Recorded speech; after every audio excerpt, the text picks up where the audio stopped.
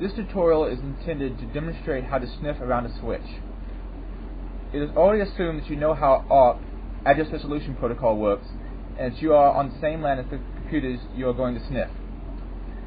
I will be using a BSD box for this demo, but almost any Linux distribution will work, or you can use the Trinix boot disk available from www.trinix.org. On Ethernet without a switch, all traffic is sent to all computers.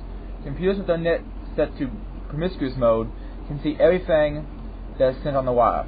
Common protocols like FTP, HTTP, SMTP, and POP3 are not encrypted, so you can read the password as plain text.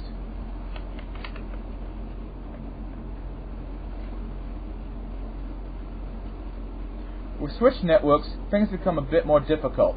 A switch looks at all the data that's sent to it and only forwards packets onto their intended recipient based upon the MAC address. Switched networks are more secure and help speed up the network by only sending packets where they need to go. There are ways around switches, though. ARP stands for Address Resolution Protocol and lets the network translate IP addresses to MAC addresses. Using a program like Arpspoof, we can lie to other machines on the network and tell them we have the IP they are looking for. During a man-in-the-middle attack, the attacker attempts to send fake ARP packets, one telling host A that it's host B, and another telling host B that it's host A. At this point, all packets are forwarded through the cracker's machine. There are 3 steps to ARP spoofing. The first is to turn on IP forwarding. If you don't do this, you effectively kill all communications between the 2 targeted boxes.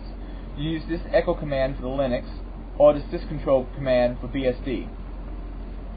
The second step is to start ARP spoofing using 2 terminal windows. Doug Song makes a great package called sniff that comes with the Arpspoof program. The third step is to start sniffing using either ngrep or sniff.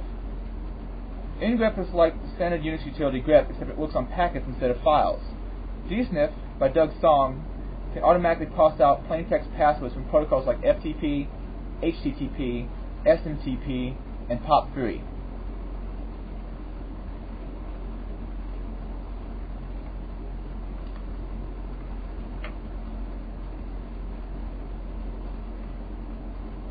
Now for the demo. First I have to turn on IP forwarding using the system control command. If you're using Unix, then use the command I showed previously.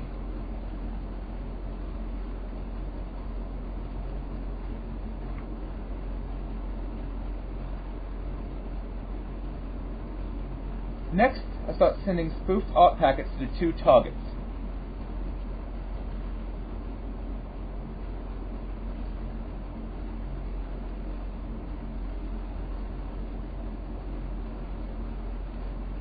Now I can start sniffing.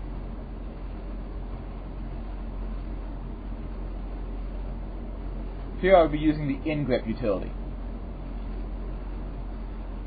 and parsing only for the particular IP address I want to look for.